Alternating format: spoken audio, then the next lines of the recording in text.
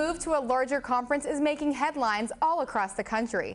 But local media outlets will soon be facing challenges when it comes to covering Mountaineer sports in the Big 12.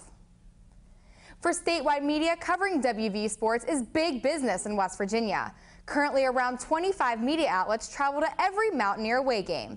But with an increase in distance, the way the game is covered could be changing. Coaches say fans are necessary to create an explosive environment to get the team pumped up on game day.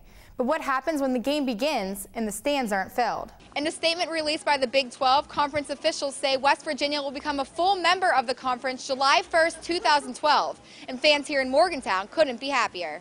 The Stoya family always takes time to reflect on September 11th and pray for families who lost someone that day. Stoya's father still works in New York City and said he will never forget the smell of the debris from all of the smoke and all the dust on the ground.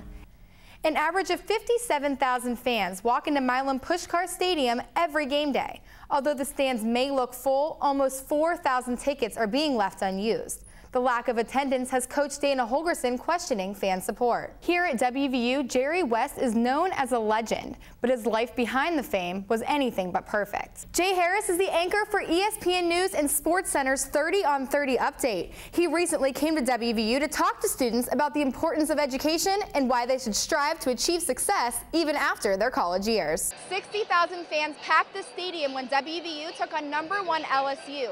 1 week later, the stadium held 20,000 less against Bowling Green.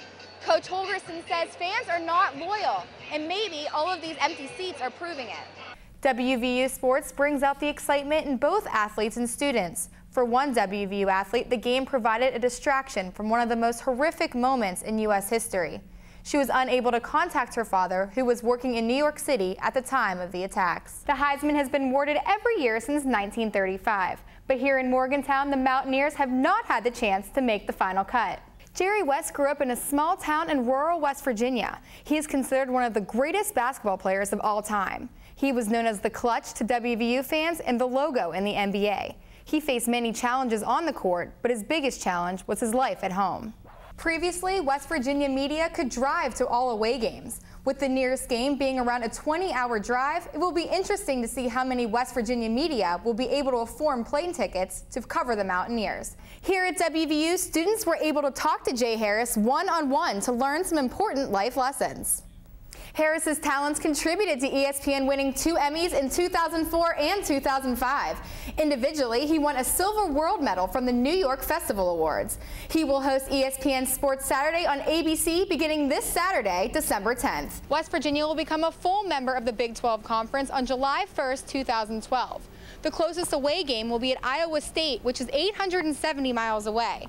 This is going to make traveling more difficult for fans and the media.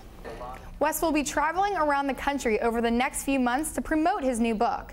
It sells for around $20 and can be purchased at the Barnes & Noble website. The address is at the bottom of your screen.